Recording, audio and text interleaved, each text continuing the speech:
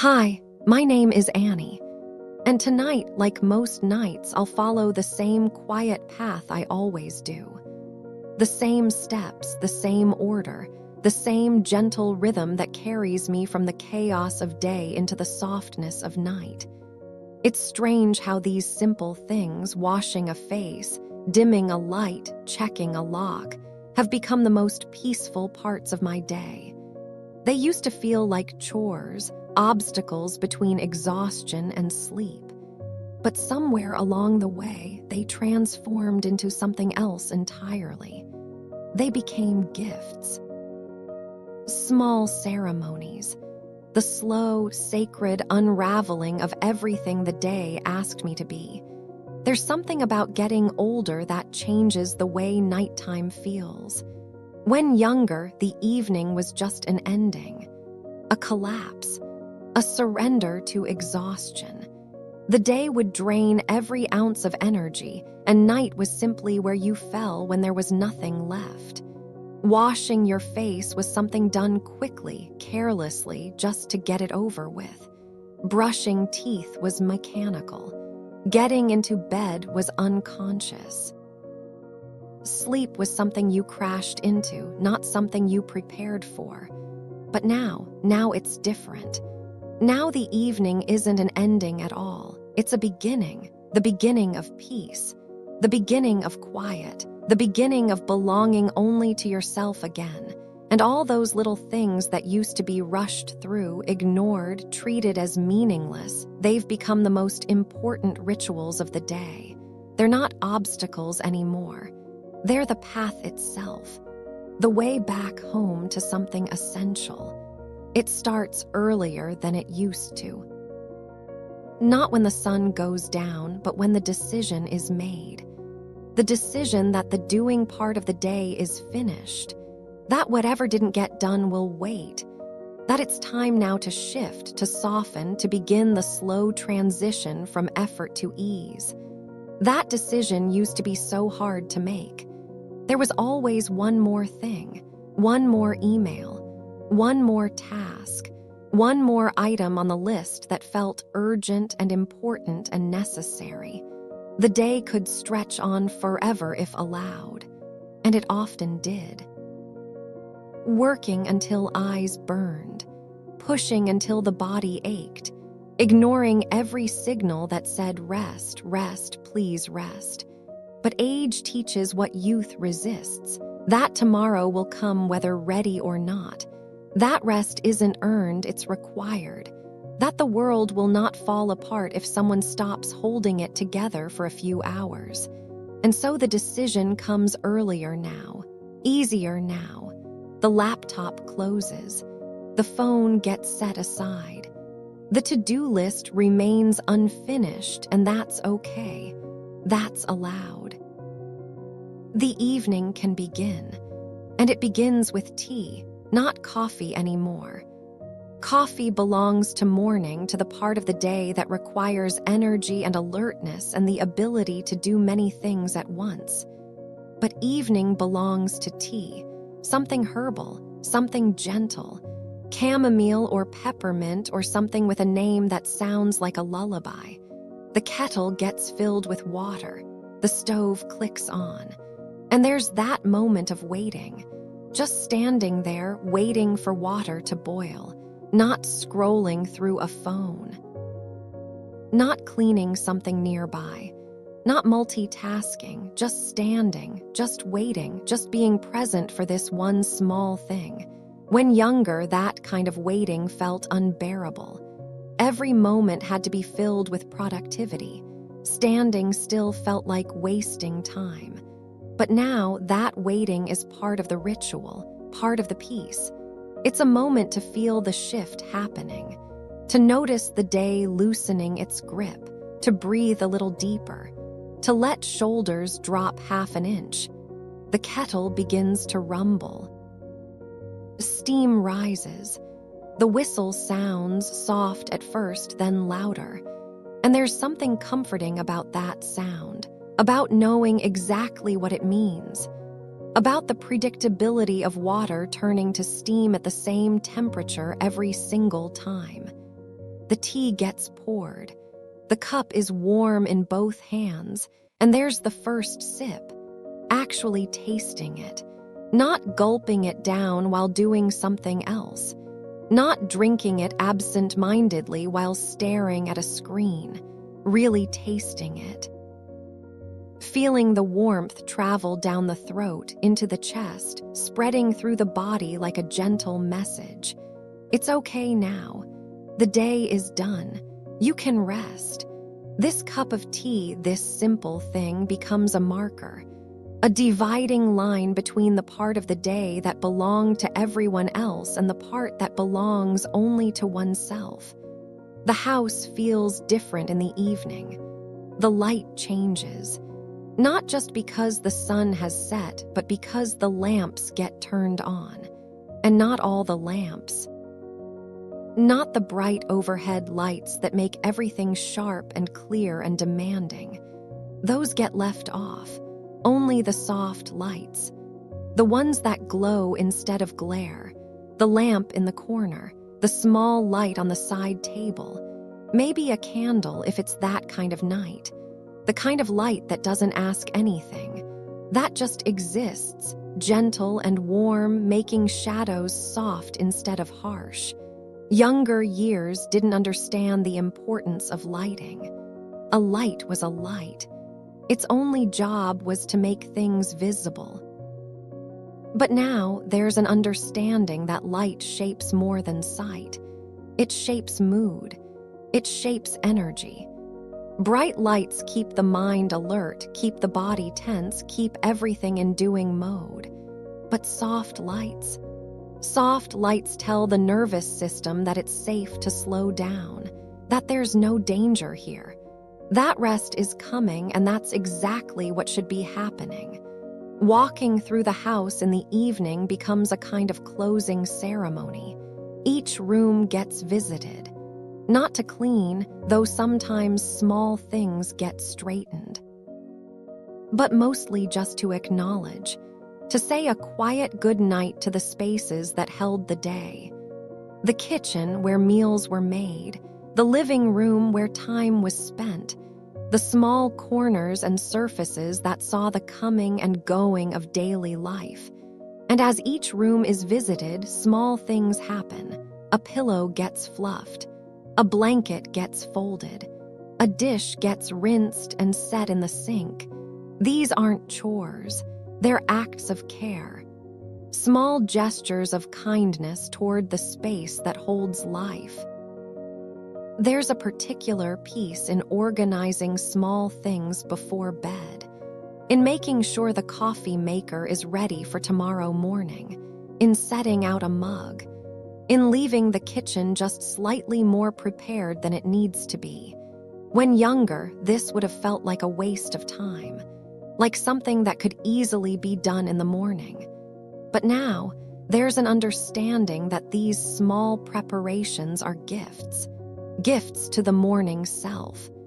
Gifts that say, I care about you. I want your morning to be a little easier. I'm thinking of you, even now, even in the evening, even before tomorrow has begun. The progression through the house is slow. There's no rush, no urgency. The remote gets set in its usual spot. The throw blanket gets draped over the arm of the couch. Books that were left open get marked and closed. Glasses get carried to the kitchen. Small shoes get lined up by the door. None of these things are necessary. The world wouldn't end if they were left undone. But doing them brings a particular kind of satisfaction. The satisfaction of completion, of order, of knowing that when morning comes, the space will be ready, will be welcoming, will feel like a place that someone cares about. And then there's the locking of doors, checking windows, making sure everything is secure. This is one of those habits that age has made more important. When younger, it was easy to be careless, to forget to lock a door, to leave a window open, to move through the world assuming safety. But time teaches caution. Not fearful caution, just practical caution. The kind that understands that small actions create security. That checking a lock isn't paranoia, it's care. It's creating a boundary between the world outside and the sanctuary inside. There's something deeply comforting about a locked door at night, about knowing that this space is protected, that nothing can enter uninvited, that the night can be spent in peace without worry about what might come in. Each lock that clicks, each window that gets checked, is a small statement. This is my space. This is my peace. I am safe here. And in a world that often feels chaotic and unpredictable, that feeling of safety is precious, is essential, is worth the 2 minutes it takes to walk through the house and make sure everything is secure. The bathroom ritual is where the real unraveling begins. This is where the day gets washed away, literally and figuratively. The bathroom light is usually bright, too bright, really. But there's a solution now, a small lamp on the counter, or a dimmer switch that brings the overhead light down to something gentler. Because even here, in this practical space, the lighting matters. The mood matters. This isn't about getting clean as quickly as possible anymore. It's about transition, about transformation, about moving from one state of being into another. The face gets washed first. Hands wet, soap applied, fingers moving in gentle circles. Not harsh scrubbing, not aggressive removal of makeup or dirt or the day's accumulation. Just gentle, kind circles. The water is warm, not hot because hot water is too much, too intense for evening, just warm, comfortable, soothing. And as the soap gets rinsed away, there's a feeling of release, of letting go, of washing away not just the physical layer of the day, but the emotional one too. All the stress and tension and performance that the day required. It goes down the drain with the soap and water. When younger, washing a face was just hygiene. A quick splash, maybe some soap, done. But now it's become something more. It's become a meditation. A moment to look at oneself in the mirror, really look and offer kindness. To notice the lines that have appeared over the years and not judge them. To see the tiredness in the eyes and not criticize it. To acknowledge that this face, this body has carried so much, has done so much, has survived every single hard thing it's ever faced, and it deserves gentleness. It deserves care. It deserves to be treated with the same compassion that would be offered to someone deeply loved. The skincare routine that follows is an act of meditation too. Not complicated, not expensive products in complicated orders, just simple things. A moisturizer, maybe an eye cream, applied slowly with intention, with presence. Fingertips pressing gently against skin, taking time. Actually feeling the texture, the absorption, the coolness or warmth of the product. This isn't about looking younger or fixing flaws or meeting some standard of beauty. This is about touch, about self-soothing, about the comfort of familiar ritual. These same motions in the same order every single night. The predictability of it is part of the piece. Teeth get brushed with the same intentional slowness. Not the rushed scrubbing of morning, trying to get it done while thinking about a dozen other things, but slow, thorough, present. The taste of toothpaste, the feeling of bristles against gums, the coolness of water when rinsing, and then that clean feeling, that fresh start feeling, that sense of completion. Another small thing done well, done with care. Hair gets brushed or tied back or left down depending on preference. But whatever is done gently. Younger years were rough with hair, pulling it back tight, not caring if it hurt, just wanting it out of the way. But now there's kindness even here. The brush moves slowly. If there's a tangle, it gets worked through patiently. If hair is going up, it's done loosely, comfortably. Because everything about this evening ritual is about comfort, about ease, about treating oneself the way someone precious would be treated. The mirror reflects someone different than who stood there 20 years ago. The face is older. The body is different. There are changes that time has made, some welcomed, some less so. But there's something in the eyes now that wasn't there before. A softness, a knowing, an acceptance. The desperate need to be different, to be better, to be something other than what is, that need has quieted. Not completely, probably never completely, but enough. Enough to look at this reflection and feel something close to peace, something close to love. This is who I am. This is what I look like, and that's okay. That's enough. That's exactly right. Leaving the bathroom means dimming that last bright light, switching off the overhead, maybe leaving just the small nightlight glowing. The hallway is dark now. Just enough light to see shapes, to move safely, but not enough to feel like daytime. The darkness is welcome now. It used to be frightening, the darkness, used to make anxiety spike. But somewhere along the way, darkness became friend instead of enemy.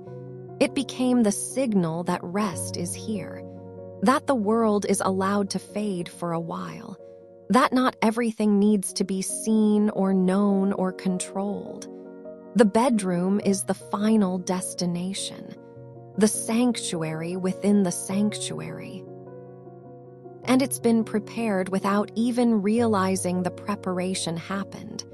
The bed was made this morning, not perfectly, not like a hotel, just straightened, pillows arranged, blankets smooth. And now seeing it ready, seeing it waiting brings a rush of gratitude. Thank you, morning self, for doing this small thing, for making this moment easier. The curtains get closed if they're not already. This is important. This matters more than it seems it should. Because closing curtains isn't just about privacy or blocking light. It's about creating boundaries, about separating inside from outside, about making this room into a world of its own, a world that's safe and contained and exactly the right size. The outside world, with all its demands and noise and endless information, gets shut out. And what's left is just this room, just this space, just this quiet. The clothes of the day come off, and there's relief in that removal. Not just physical relief, though that's part of it. Removing the structured clothes, the tight waistbands, the bras and belts, and anything that restricted or constrained. But emotional relief too, because those clothes represented something. They represented the person who had to show up for the world, the person who had to be professional or presentable or appropriate. And taking them off is like removing a costume, like shedding a role. Like saying, that part is done now. That version of me can rest. What gets put on is soft, comfortable, worn in. Maybe pajamas that have been washed so many times they're thin and gentle against skin. Maybe just an old t-shirt and loose pants. Whatever it is, it's chosen for comfort, not appearance. Because nobody is going to see. Nobody needs to be impressed. This is just for the person wearing them, just for the feeling of ease. And there's a particular luxury in that, in choosing something based only on how it feels. not how it looks. Not what message it sends, just how it feels against skin, against body, in movement and in stillness. Climbing into bed used to be a collapse, a falling, a moment of unconsciousness approaching. But now it's more intentional. The covers get pulled back. The body gets settled, position adjusted until everything feels right. Pillows get arranged just so. The weight of blankets gets distributed evenly. And there's a moment, right when the body first goes horizontal, where everything sighs, muscles release. Breath deepens, the spine lengthens. It's as if the body has been waiting all day for this, for permission to stop holding itself up, for the chance to surrender to gravity, to softness, to rest. The pillow is familiar. The same pillow, or one very much like it, that's been slept on for years. There are people who change pillows frequently, who search for the perfect one. But there's something to be said for the familiar one. The one that knows the shape of a head. That holds the weight just right. That smells like home. That represents every night of rest that came before. It's a constant, a reliable friend, something that doesn't change in a world where everything else does. The blankets are heavy, not uncomfortable heavy, comforting heavy, like being held, like being safe. There's a reason weighted blankets became popular. People are hungry for that feeling, that sense of being contained, of being grounded, of having something steady and present pressing gently against the body, reminding it that it's here, it's real, it's allowed to rest.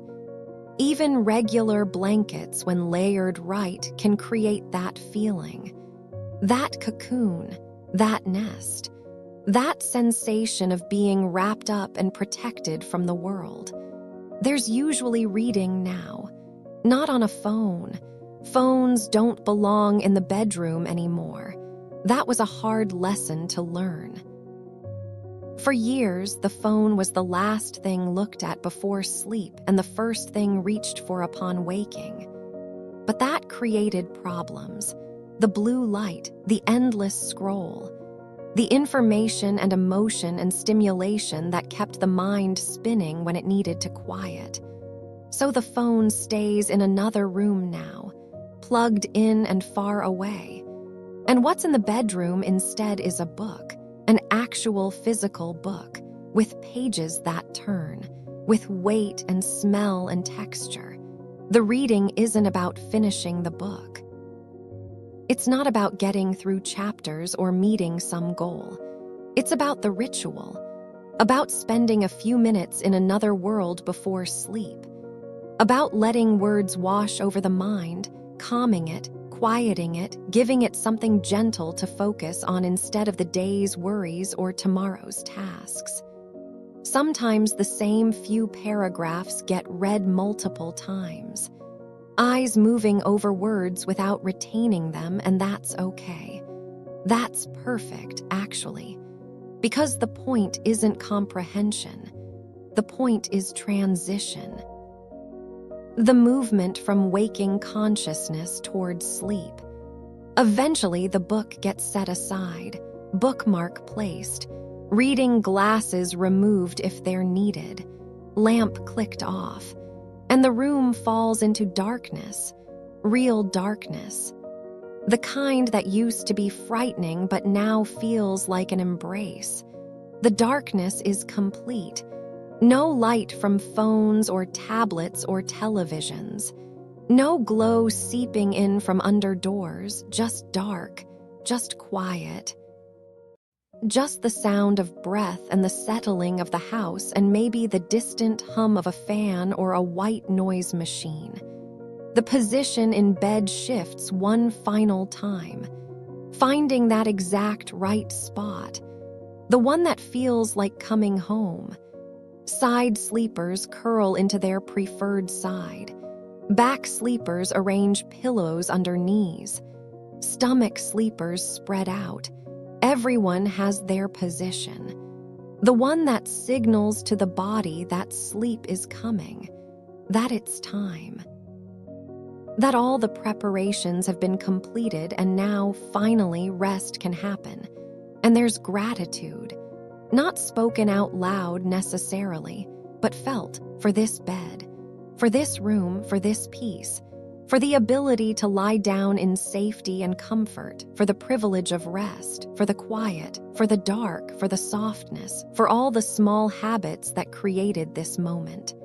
The tea, the dimmed lights, the locked doors, the washed face, the gentle movements through the house, all of it leading here to this, to peace. Sleep doesn't always come immediately. Sometimes it takes a while, and that's okay. That's not a failure. Lying in the dark, comfortable and quiet is valuable all on its own. It's rest even if it's not sleep. It's peace even if consciousness remains. The mind might wander. Thoughts might come and go. But they're gentler now than they used to be. Less frantic. Less demanding. They float by like clouds instead of crashing like waves. And eventually, usually, sleep does come. Slowly. Softly. Like water rising until it covers everything. The house settles around the sleeping body, makes its nighttime sounds, the creaks and sighs of wood adjusting to temperature, the hum of the refrigerator, the click of the heater or air conditioner. These sounds used to be concerning, used to spark worry. What's that noise? Is something wrong? Should something be checked? But now they're familiar, expected, comforting even. They're the sounds of home, the sounds of shelter. The sounds of being held by walls and roof while the world outside does whatever it does. Morning will come. It always does. And when it comes, there will be an alarm or light through the curtains or just the natural waking of a body that's had enough rest. And the day will begin again with all its demands and expectations and necessary energy. But that's tomorrow. That's not now. Now is night. Now is peace. Now is the reward for all the effort, the gift at the end of every day. The promise that no matter what happens in the hours of light, the hours of dark will come again. Will bring again this same slow unwinding, this same gentle ritual, this same pathway home to rest. The habits aren't complicated. They're simple things that anyone could do, but their power isn't in their complexity. Their power is in their consistency, in showing up for them night after night after night, in creating a rhythm that the body can trust, in building a container that can hold whatever the day brought, in making peace something that's practiced instead of something that's waited for. When younger, peace felt like something that would arrive someday, when life was different, when circumstances changed, when problems were solved, when enough was achieved or acquired or experienced. Peace was always out there, somewhere in the future, waiting to be earned. But age teaches a different truth. Peace isn't found in circumstances. It's created in habits. In the small, repeated actions that signal safety and care and intention. In the way time is spent when nobody is watching. In the rituals that mark the transition from doing to being. These nighttime habits aren't the same for everyone. Someone else's peace might look completely different. Might involve different activities, different orders, different small ceremonies. And that's exactly right. Because these habits aren't about following rules. They're about listening. Listening to what the body needs. What the mind needs. What the soul needs. And then creating the space for those needs to be met. Consistently. Gently. with as much care as would be offered to anyone deeply loved. The surprising thing is how much these small habits matter, how much they affect everything else. A good night, a peaceful evening routine creates a better morning. A better morning creates a better day. A better day creates more capacity for kindness and patience and presence. And all of that creates a better life. Not a perfect life. Not a life without struggle or pain or difficulty. But a life that's a little more manageable, a little more gentle, a little more filled with moments of actual, genuine peace. And so the habits continue, night after night, the same tea, the same dimmed lights, the same locked doors, the same gentle washing of face and brushing of teeth, the same slow progression through the house, the same settling into bed, the same few pages of reading, the same darkness, the same gratitude, the same peace. It's repetition, yes, but it's not boring. It's comforting. It's reliable. It's a promise kept to oneself over and over. The promise that says, no matter what happened today, you will be cared for tonight. No matter how hard the world was, this space will be gentle. No matter how much was demanded, this time will be yours. That promise matters, more than it seems like it should, because so much of life is unpredictable, so much is out of control. So much depends on other people and circumstances and things that can't be managed or changed. But these small nighttime habits, these are within control. These can be chosen. These can be practiced and perfected and relied upon. They're a small piece of life that belongs completely to the person living it. And in their smallness is their power. In their simplicity is their strength. The world will always make demands, will always ask for more time, more energy, more attention, more effort. And during the day, those demands get met as best as they can be. Work gets done. Responsibilities get handled. People get cared for. Life moves forward. But nighttime is the balance. Nighttime is the rest that makes all that doing possible. And treating nighttime with intention, with care, with respect, is how the balance gets maintained. It's how a person survives in a world that doesn't stop asking for more. These habits are an act of resistance in a way. A resistance to the cultural message that says to be valuable is to be productive. That worth is measured in output. That rest is something earned only after enough has been accomplished. These habits say something different. They say that rest is a birthright. That peace is deserved simply for existing. That taking time to be gentle with oneself isn't selfish, it's necessary. It's survival. It's sanity. It's the only way to keep going in a sustainable way.